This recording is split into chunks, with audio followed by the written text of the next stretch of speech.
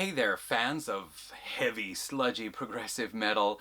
This is Music is a Journey, and I'm Peter, and today I want to talk about the album Beyond the Reach of the Sun by Vancouver-based progressive metal band Ancients.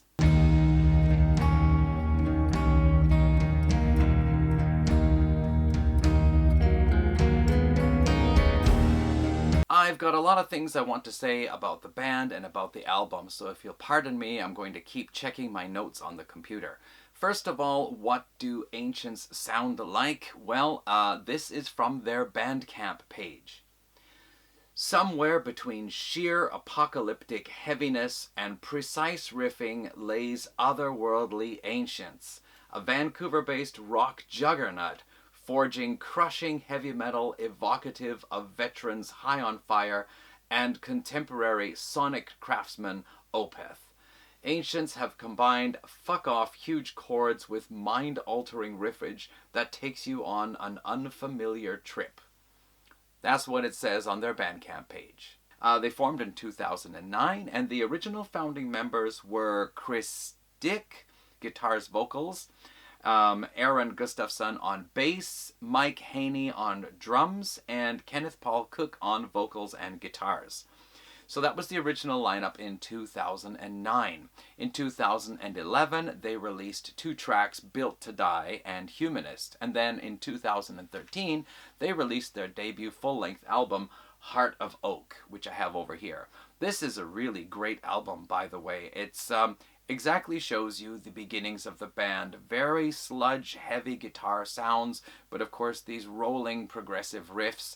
A fair bit of acoustic put in there as well, and it actually includes a short classical guitar piece played on nylon string classical guitar. There are also fairly obvious progressive elements in the music, and the final track, Song for Lisa, actually seems more like an early 70s quasi-prog, psychedelic, slightly jazz fusion type, maybe instrumental. So they flex a lot of different muscles on that beginning album, the first album. And my favorite track from this album is the third one. It's called Falling in Line. It has this beautiful acoustic introduction, which moves into something that sounds like early Steve Perry Journey, and I can even hear in my head Steve Perry's voice coming in to sing, but at that moment the song actually switches over to a more heavier progressive metal type piece. We get clean vocals and harsh vocals, and on Heart of Oak the harsh vocals are mostly sung in this more what I call the throat shredding style of screeching, rough screaming type vocal style. The opening track on here, Raise the Sun, is also really a great piece. And one thing I wanted to say, I think Ancients' type of riffing is a balance between either just the heavy pounding sludge type chords rather than like an established repeating riff, or what I call the rolling riffs, because it reminds me of many stones rolling down a talus slope. You can especially hear it in one part of a song called Giants on here.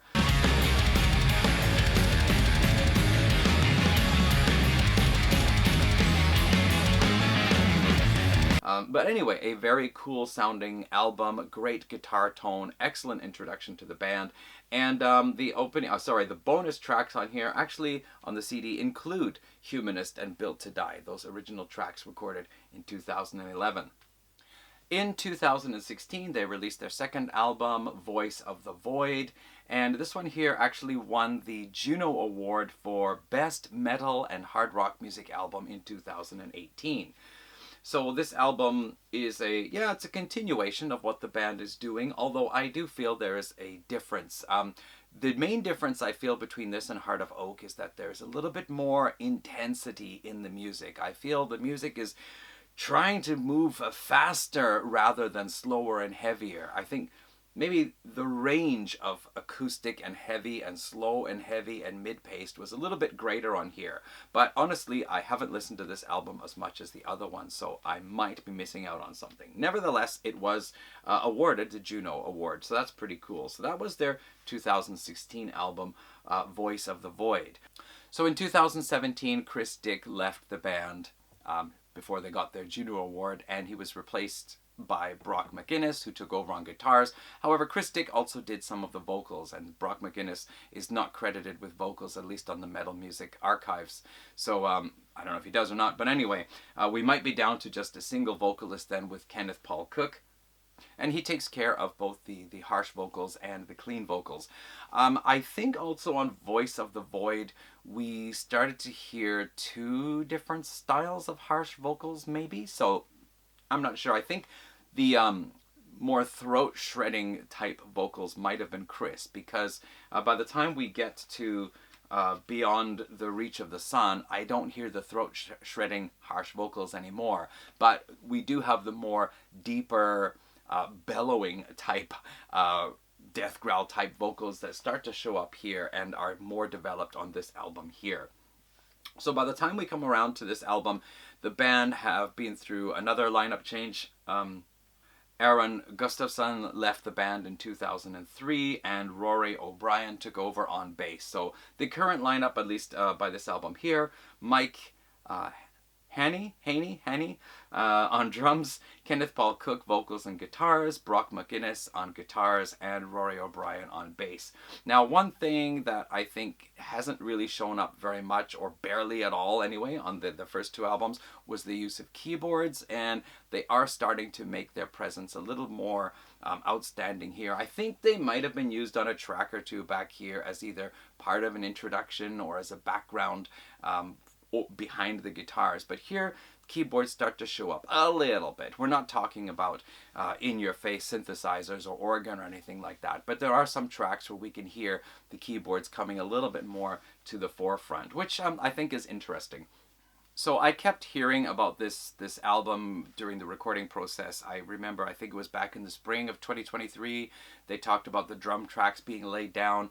They talked later on about other tracks having been, like guitar tracks and so forth having been completed, that it was going into the final mixing stages in the early fall. So I kept expecting this album would be out soon, and it didn't appear in 2023. So the first 3 or 4 months of 2024, I kept checking for any updates, and after a while I just got on to other things.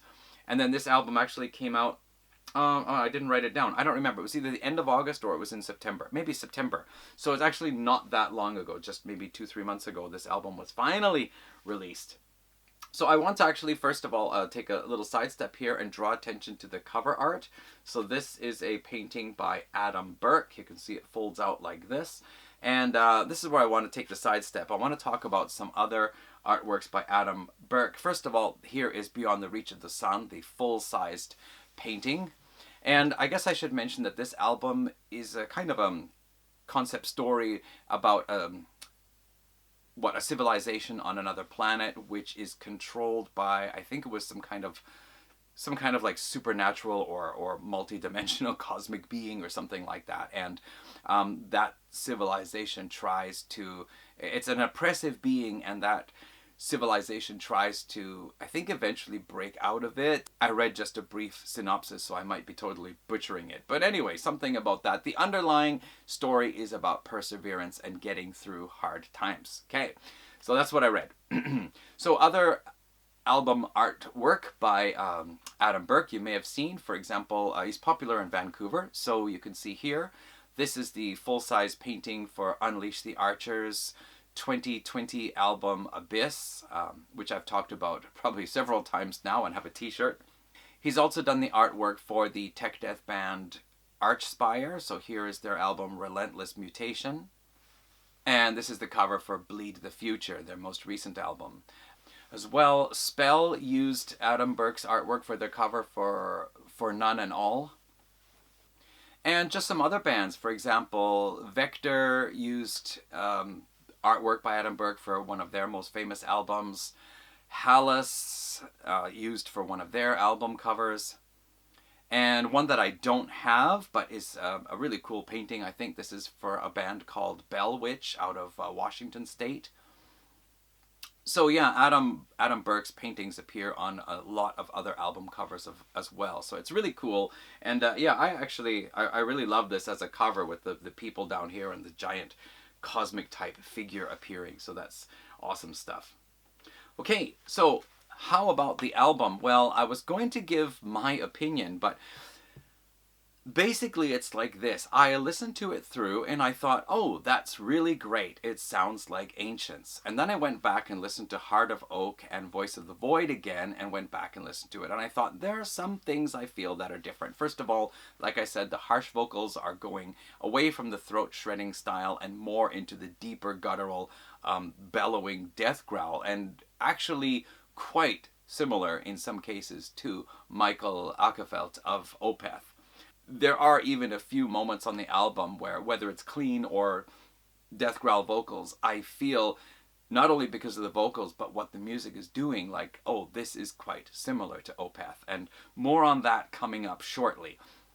Also, the use of the keyboards, as I've mentioned, makes it a little bit different from the other albums. And as well, there's a track on here called Cadence, which is an instrumental, which actually is a quite simpler track. Like, it has some simple guitars, it's a slower pace, but also it has this pulsing electronic or keyboard sound to it and some keyboard notes, which really make that track stand out from the album because it sounds like a different style and in a way reminds me of another Vancouver band called Black Mountain. So after listening to the album all the way through once and the other ones, I went back and listened to it again, and I found I was really starting to latch on to certain songs.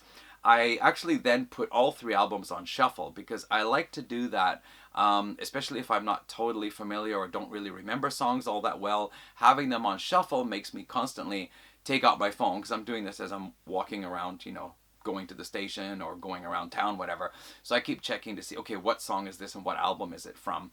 And that just helps refresh my memory about the older ones as well as develop my memory for the most recent one, Beyond the Reach of the Sun. One of the songs that really stand out for me is a song called The Torch, because that song sounds to me like the Opeth song that Opeth fans have been waiting for. And I don't mean to say that, I don't want to make it sound like Ancients are trying to sound as much like Opeth as they can, but that song really does sound like an Opeth song.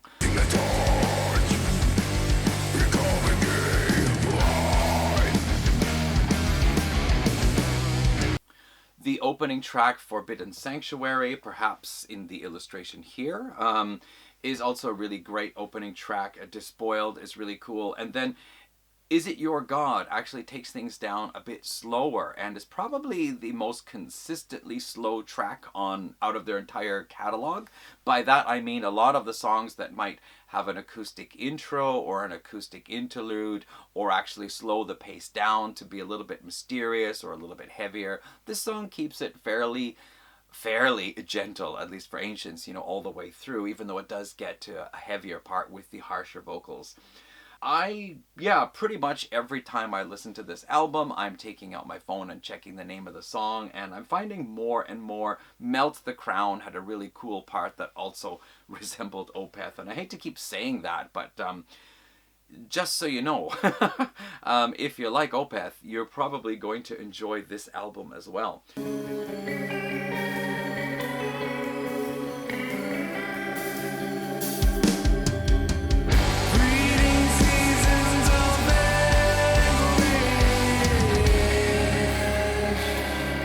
So what I want to do is read some of the reviews that I checked on the internet while I like to read reviews because I like to hear what other people say. If they mention songs that say this part is really good or that song is good because of this, I want to hear those songs and see if I can pick up on the same thing that they're pointing out because it helps me appreciate the album more.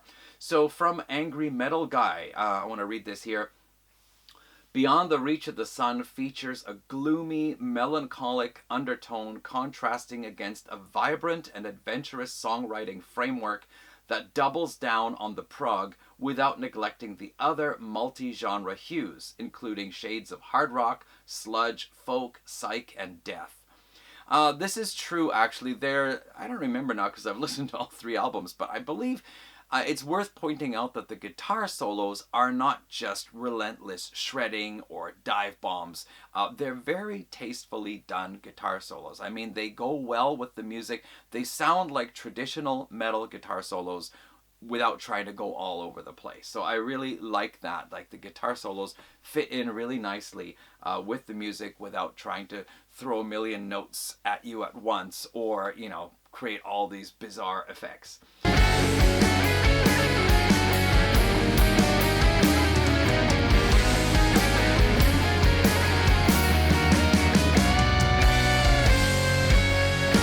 So, on with the Angry Metal Guy review. Beyond the Reach of the Sun sounds like a blockbuster culmination of the band's career to date, rejuvenated after the preceding tumultuous years.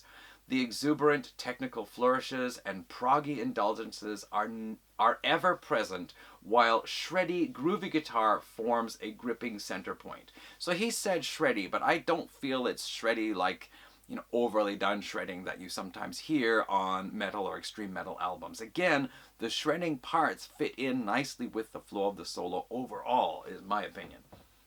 Beyond the Reach of the Sun is an epic guitar album with Cook and McGuinness, the stars of the show. Exuding confidence, technicality, and style, the duo stuffed the album full of gorgeous melodies, harmonies, psychedelic touches, and burly sludge rock meets prog death riffage. I think that is summing up the general feeling of the album really well. I would like to also take a look at the Metal Archives review by Hellzora666. So Hellzora writes, "The easiest way to describe their sound is if Opeth and Mastodon fused together. But even that description is a bit limited to describe the scope of their music." Honestly, I have to agree here. As I was listening to the album, I felt, yes, the Opeth parts are really prominent in places, but I also felt there was that Mastodon, early Mastodon sound. Now, I have all of the Opeth albums, except the latest one. Delivery is delayed. But Mastodon, I only have Leviathan and Crack the Sky, so I'm really not sure what else they've done or what they sound like anywhere else. But I do feel the same thing. Mastodon and Opeth are the two bands, I would say. If you like these two bands, you're going to love Ancients. So, continuing on with the review, it's rare an album leaves you speechless after your first listen. Beyond the Reach of the Sun was such an album, but its beauty is that after every new listen, you will discover more passages you didn't hear before. A notable solo, an almost oriental-sounding acoustic guitar picking, a different vocal melody, a crushing doomy riff, an almost voivod-sounding intro, an instrumental part, probably inspired in part by Rush, and each new discovery will make you fall in love even deeper with their musical world. Each song stands out while still being an inseparable part of the whole, making you want to restart the journey again and again. I have to agree, like, this is an album where, in spite of the fact that I've only picked out one or two favorites so far, I really can enjoy just letting this album run through and again. I don't feel anything is boring me. In fact, this is going to be a topic of an upcoming video.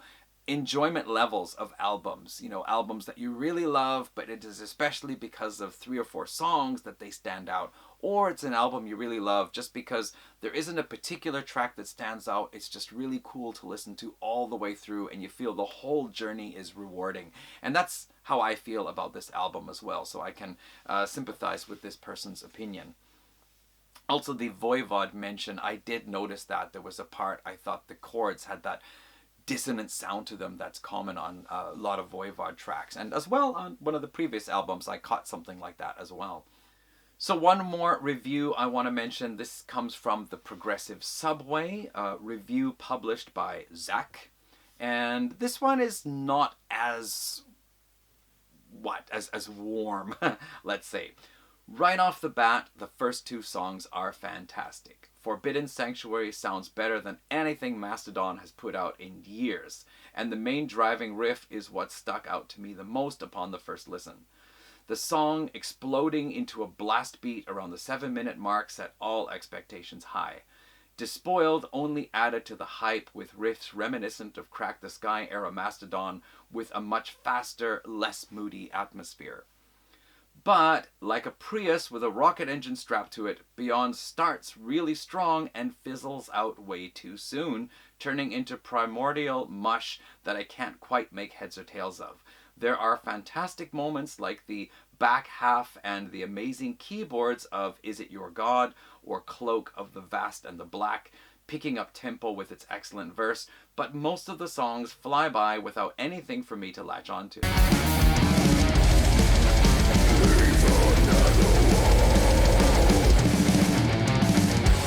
So overall, what do I have to say? Well, it was definitely worth the wait. That's okay, I was distracted in the meantime anyway, and I'm really enjoying this album, and it has now gotten me back to listening to the other two albums. And once again, I can say I think Ancients are one of the coolest bands out of Vancouver, which has a lot of really cool bands. Anyway, you'll be seeing this show up a little bit later on in another video, but thanks for watching today, and go ahead, do check out Ancients if you will. That's it. See you in the next video, everyone. Thanks for watching. Bye.